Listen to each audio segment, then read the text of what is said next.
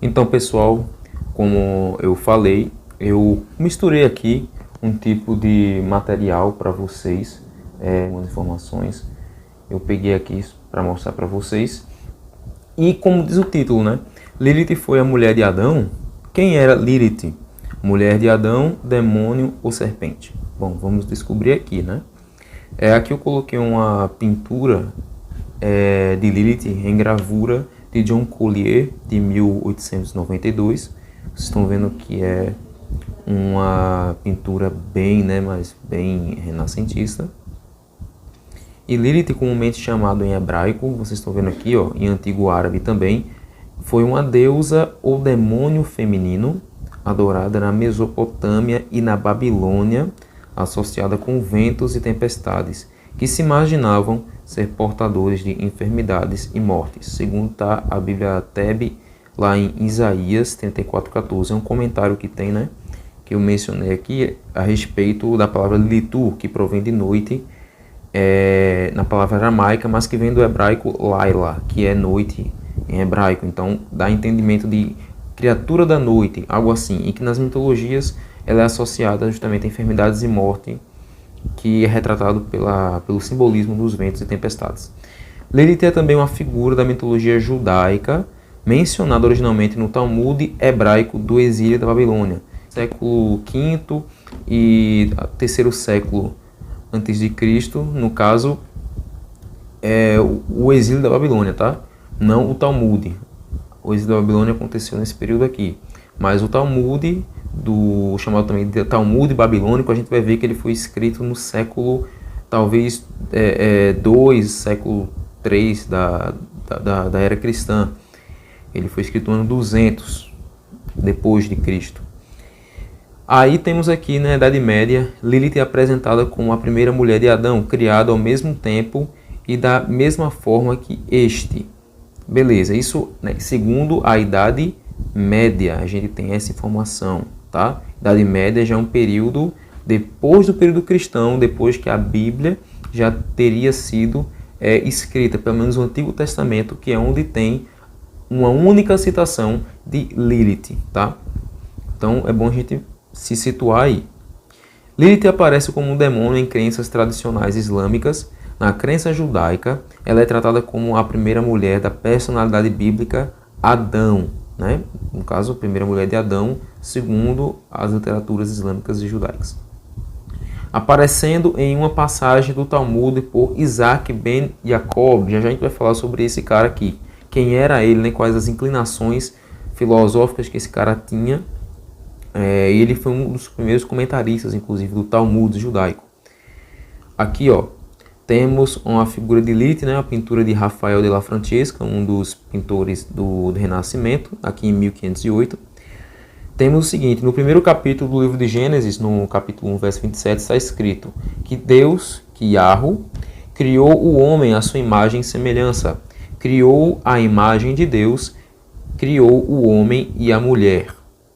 Porém, no segundo capítulo, lá em Gênesis 2:18, o Senhor Deus diz: não é bom que o homem esteja só. Vou dar-lhe uma ajuda que lhe seja adequada. E é apenas no versículo 22, lá no segundo capítulo, no capítulo 2, um pouco depois do verso 18, que Eva é criada. E da costela que tinha tomado do homem, o Senhor Deus fez uma mulher e levou para junto do homem. A tradução aqui, né, diz uma mulher, não a mulher. Beleza, isso aqui é o que a gente está lendo aqui. Correntes de pensamento creem possivelmente que a mulher criada no primeiro capítulo seja Lilith, e levando em consideração o versículo 23, disse então o homem: esta sim é ossos dos meus ossos e carne da minha carne. Ela será chamada mulher, porque do homem ela foi tirada. Como podemos verificar na expressão de Adão, esta sim é ossos dos meus ossos e carne da minha carne. A afirmativa da existência de outra criatura que não era qualificada como mulher e que não se podia se submeter a ele, pois era independente e estava no mesmo nível de criação, a mesma altura, né, de Adão em nível criacional. Em algumas traduções, o texto está: esta sim, aparece como agora sim esta, o que não parece ser um erro de tradução. Realmente isso não é um erro. Mas existe um probleminha nesse texto aqui, do versículo 23 do capítulo 2 de Gênesis, que a gente vai ver qual é. Mais uma evidência da afirmação na narrativa, no caso da de Lilith, né? No século 13, na obra de Isaac ben Jacob Hakohen, é introduzida na narrativa de Lilith deixar Adão, ao não querer submeter-se à sua vontade, recusar-se-lhe subserviente com o argumento de ser igual a ele, criado ao mesmo tempo da mesma maneira que Adão. Lilith o abandona então o Jardim do Éden e não regressa após cópula com o arcanjo Samael. Esse arcanjo Samael, segundo algumas narrativas, Samael seria um anjo caído, um arcanjo caído que representaria o próprio Lúcifer, o próprio diabo, mas como está aqui arcanjo Samael e não querubim Samael, que Lúcifer ele era, segundo a própria tradução judaica, a tradição, né, dos judeus, afirma que ele era um querubim ungido. Então, se ele era um querubim, não pode ser um arcanjo, que é uma classe diferente. Só que quando a gente vai aqui para Isaac ben Jacob, fazendo uma pesquisa, né, rápida sobre a respeito de quem é ele, a gente tem uma informação interessante, que ele é citado em artigos, pelo menos da Wikipédia, tá vendo como Ibn Latif, ou Isaac Ibn Latif, tá vendo aqui, ó. Floresceu no século 13 e ocupa a posição de peculiar independente da história da Cabala. A Cabala judaica é justamente uma filosofia que foi criada no período medieval, após a Bíblia judaica ser formada, em que fundamentaliza ideias que busca ilustrar textos da Torá, textos dos primeiros 5 livros da Bíblia, e daí tirar ilustrações ocidentais medievais que têm arcabouço filosófico histórico, simplesmente para ilustrar uma ideia que aconteceu, mas não quer dizer que essa forma de ilustrar tenha acontecido, tá? É um viés que a Cabala judaica ela segue, mas enfim, vamos voltar aqui, né, para o nosso estudo. Aqui temos a ideia de Lilith como mulher de Adão. Por exemplo, na Bíblia King James, lá em Gênesis 1:27, que a gente já leu, diz o seguinte: Deus, portanto, criou os seres humanos à sua imagem. A imagem de Deus os criou, macho e fêmea os criou. Essa tradução está mais correta, da King James. Não descreve que Deus criou outra mulher, mas sim que foi nesse ponto que fez o homem e mulher. Tá? Foi nesse ponto. Vamos continuar. Em Gênesis 2:4-7 há um relato de como Deus criou os humanos com um pouco mais de detalhe, porque senão teria existido outro homem além de Adão. Realmente, se a gente lê aqui, macho e fêmea os criou, então nesse ponto aqui do verso 1, antes de chegar no capítulo 2, do 4 ao 7, Adão e Eva já existia, ou Adão e Lilith já existia, se a gente for pegar essa interpretação. Mas o homem só é criado aqui, no capítulo 2. Então essa mulher não pode nem ser Eva, nem Lilith, e o homem tampouco ser Adão. Então vamos continuar aqui a leitura, né? Verso 4 do capítulo 2 de Gênesis. Esta é a história do início da humanidade. Ou seja, a partir daqui que o nosso Criador criou a humanidade. Essa é a história do início da humanidade no tempo em que Yahvé, criou o céu e a terra. Não havia ainda brotado nenhum arbusto sobre a terra e nenhuma erva dos campos. Tinha crescido, porque o Senhor não havia feito chover sobre a terra e não havia homem para cultivar o solo, que dá a ideia que naquela época não chovia. Verso 6. Entretanto, fontes de água brotavam da terra e regavam toda a superfície do solo. Então o Senhor modelou o ser humano do pó da terra feito argila e soprou suas narinas com fôlego de vida. E o homem se tornou ser vivente. Está aqui bem claro a criação do homem no capítulo 2. Aqui nós temos uma divergência da interpretação, né? Do porquê a interpretação de que Lilith foi a primeira mulher de Adão, ela não procede.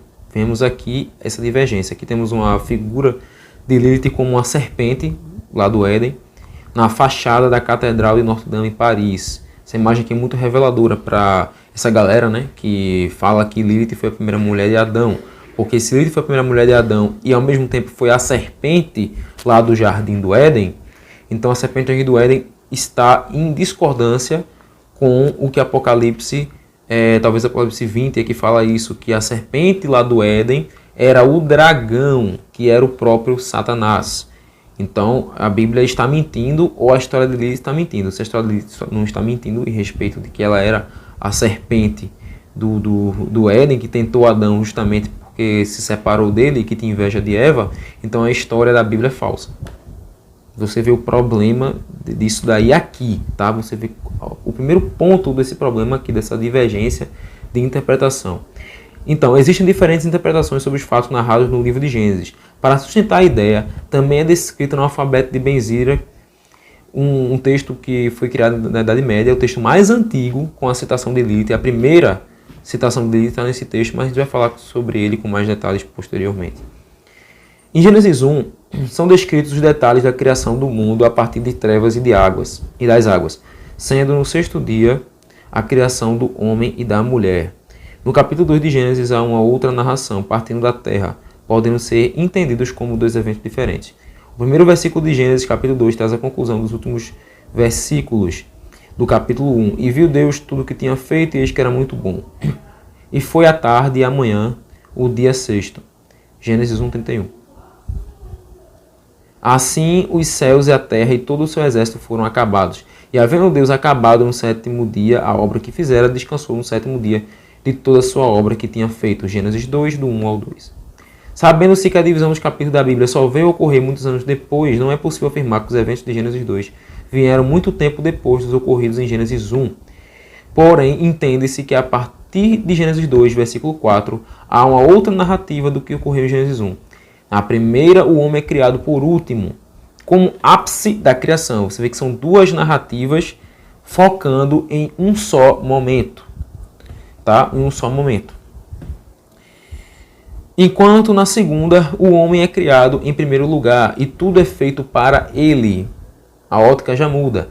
E formou o Senhor Deus o homem do pó da terra e soprou em suas narinas o fôlego da vida. E o homem foi feito alma vivente. E disse o Senhor Deus: não é bom que o homem seja só. Far-lhe-ei uma ajudadora idônea para ele. Esse texto aqui muita gente rejeita. Muita gente rejeita esse texto aqui. Mas vamos continuar. E quem quiser saber mais sobre por que o Gênesis trata do mesmo período com narrativas diferentes, vá no link na descrição que eu deixei aqui do professor Rodrigo Silva, ele é arqueólogo. Essa discrepância aqui que Moisés, que escreveu o Gênesis, ele faz justamente porque isso para o povo hebreu era algo normal. Ele era egípcio, então ele escreveu nos moldes egípcios como era a criação. Nos textos egípcios a criação é exatamente assim como está na Bíblia. Primeiro é feito tudo e o homem é feito por último como ápice. E depois o homem é feito primeiro com a criação toda feita para ele. Tá? Outra citação contrária é que Adão diz: esta sim é osso dos meus ossos, passando a ideia de agora sim esta é a mulher verdadeira. Pois se observar em todas as traduções, inglês, grego, latim, não temos esta expressão, esta sim ou agora sim. Vou deixar também o link na descrição da Bíblia Online para vocês colocarem esse texto aqui em inglês, grego, latim. Quem souber ler, fica à vontade para ver que eu não estou inventando, tá? Não tem essa expressão esta sim ou agora sim. Não existe essa expressão aqui, tá? Nessas traduções, somente em português. Só que aí que tá. Antes de eu prosseguir aqui, para a gente não se confundir, eu estava fazendo uma pesquisa sobre isso aqui no My Bible. Eu achei algo muito, muito curioso. Antes de a gente ir para o verso 23, lá, isso aqui é uma Bíblia Interlineada Strong. O verso 23 o quê? Disse o homem: esta, afinal, é ossos dos meus ossos, né? E carne da minha carne. Antes da gente ver isso aqui, ó, a gente continua o texto e ela tem a seguinte citação. Chamar-se-á varoa, mulher, isha, aqui, ó. Porquanto do varão, porquanto do ish, que é homem, foi tomada. Essa expressão foi tomada é lahá. Ó, se eu vim aqui em o que é lahá no conceito, eu vou ter aqui no dicionário Strong o seguinte, que lahá é uma raiz primitiva para tomar, pegar, buscar, segurar, apanhar, receber, adquirir, comprar, trazer, casar, tomar por esposa, arrebatar ou tirar. Ou seja, quando diz aqui que do varão foi tomada, não é que foi tomada dele, mas que ele tomou para si, tá? A tradução correta seria essa. Eu não tenho nenhuma Bíblia aqui em inglês, mas as traduções em inglês e outras traduções, elas valorizam um outro entendimento disso aqui. Ou seja, um erro da tradução portuguesa. Mas graças ao interlinear aqui de Strong, no aplicativo do My Bible, a gente consegue entender melhor. Indo lá para o capítulo 20, o verso 20, perdão, do capítulo 2 de Gênesis. Eu estou no capítulo 2, tá, gente? Verso 23 e verso 20 a gente está lendo. Note-se que aqui, ó, a gente tem uma coisa interessante. Deu nome o homem, no verso 20, tá? A todos os animais domésticos, as aves dos céus, e a todos os animais selváticos. Para o homem, todavia, não se achava uma auxiliadora que lhe fosse idônea. Ou seja, não se encontrava para o nosso querido Adão uma ajudadora, ou seja, uma mulher, uma fêmea para a espécie humana. Ele viu em todos, dá a entender que ele procurou em cada um e não achou. Por isso que ele foi descansar. Eu entendo isso de modo figurado, esse descansar de Adão.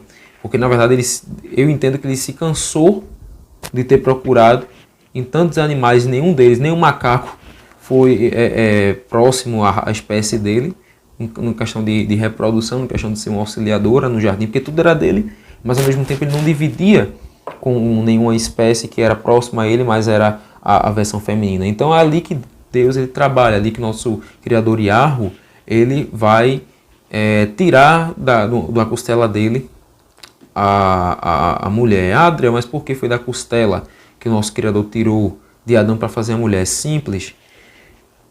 A costela do homem simboliza o lado e é próximo ao coração. Então, se a mulher foi tirada dali da costela, então é porque a mulher ela deve ser amada e abraçada, assim como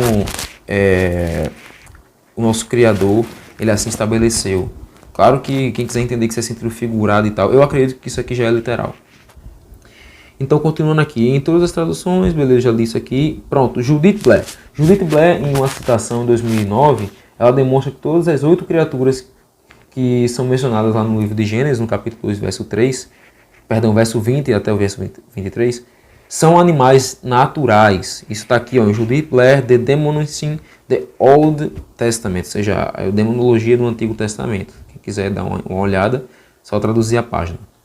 Talvez, dada a sua longa associação à noite, surge sem quaisquer precedentes a denominação Scream Owl, ou seja, coruja, na famosa tradução inglesa da Bíblia, na versão King James. Está escrito lá em Isaías 34,14, lembrando, Isaías 34,14, leia na sua Bíblia, é a única versão, a única citação que está a palavra lá, Lilith, como um ser da noite, vinculado à tradição babilônica, tá? A Bíblia Teb está aqui para não me deixar mentir. Está aqui, ó, as notas da Teb. Você pode pesquisar a respeito desse assunto. E o que é que diz a Bíblia King James? The scream owl also shall rest there, que a coruja também deve descansar lá. É preciso salientar comparativamente que em uma renomada versão em língua portuguesa da Bíblia, traduzida por João Ferreira de Almeida, essa passagem relata que os animais noturnos ali pousarão, não havendo menção da coruja, como é frequentemente, muito embora erroneamente citado no Brasil. Ou seja, muitas traduções, se você viu meu outro vídeo anterior sobre isso aqui, eu mencionei várias traduções e muitas colocam ser da noite, animais noturnos ou coruja, tá? Já as traduções mais fiéis, assim, que eu mais gosto, mais literais, elas colocam, como a Bíblia Teb e a Bíblia da Aparecida, Lilith, a palavra que não se traduz. Né? Essa passagem relata que os animais noturnos ali pousarão havendo menção de coruja, como é frequente, muito embora erroneamente citado no Brasil, tratando-se de um claro exemplo da forte influência da cultura anglo-saxã no mundo lusófono atual. Eu pesquisei sobre o que é lusofonia e seria uma cultura da língua portuguesa, vinculada à língua portuguesa, tá? Então, essa tradução pode ser vinculada a justamente uma forma de falar, né, que a palavra dá um entendimento. Então, como a gente vem de uma cultura onde muita poesia, né, foi criada, isso é uma tradução de forma poética. Mas o sentido não é bem esse, tá? O sentido da palavra Lilith é mais mitológico. Então aqui chegamos no alfabeto de Ben-Zira.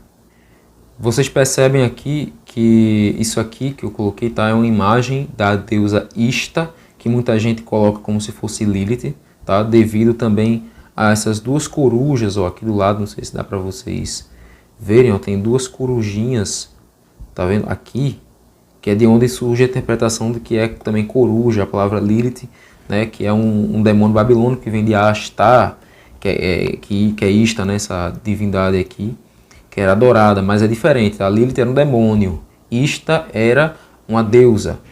Então é totalmente diferente aí, essa ideia. Essa é uma estátua babilônica encontrada em terracota, data do ano 2000 a.C., a 1500 também.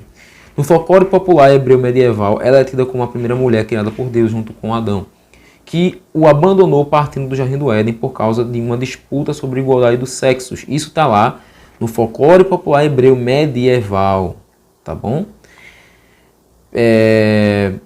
Passando depois a ser descrita como um demônio, de acordo com a interpretação da criação humana do Gênesis feita no alfabeto de Ben-Zira, entre 600 e 1000 depois de Cristo. Ou seja, você vê que esse alfabeto Ben-Zira, outras citações, que para quem for fazer uma pesquisa rápida no Google, vai ver que esse alfabeto de Ben-Zira que foi um livro que foi escrito entre o ano 600 ou 700 foi o ano de criação dele, que é o século 7 até o século 10, que é justamente o ano 1000 depois de Cristo, anos muito posteriores, né, séculos muito posteriores a o próprio Messias. O que dá a entender que nem o Messias conhecia essa história de Lilith, nem mesmo os apóstolos, nem os profetas do Antigo Testamento conheciam essa história de Lilith. Ela foi escrita primeiramente nesse folclore medieval, como já falei antes, né? Para ilustrar um pensamento cabalístico sobre o Gênesis, que faz parte da Torá judaica. Lilith foi criada por Deus, por o nosso Criador, segundo essa história aqui, né? Com a mesma matéria-prima de Adão, porém ela recusava-se a ficar sempre por baixo durante as relações sexuais. Se você ler o alfabeto Ben-Zira, vê algumas explicações sobre, é até ridícula, como se você estivesse vendo o Porta dos Fundos. Porta dos Fundos trazendo uma reinterpretação dos textos da Bíblia ou de outras histórias aí da humanidade. Vindo aqui, ó, nesse site aqui, ó, livrariajudaica.org, tá em inglês, mas se você clicar aqui nos 3 pontinhos da tela e colocar em traduzir, eu tenho a tradução dessa página do inglês para o português. Aí aqui tem uma parte que fala uma coisa interessante, que por que esse nome desse livro, né, ele leva esse nome de alfabeto de Ben-Zira? Bom, o exame das várias versões do alfabeto de Ben-Zira indica também que ele havia nele, né, 22 histórias organizadas de acordo com as letras do alfabeto hebraico e que durante os séculos, né, foi acrescentadas 12 outras histórias. Ou seja, ela foi esse texto do alfabeto de Ben-Zira que foi criado primeiramente talvez no século VI ou século VII, e ele foi escrito até chegar no século X, até o ano 1000, né? Ou seja, foram vários séculos aí que várias histórias foram compiladas nesse texto antigo.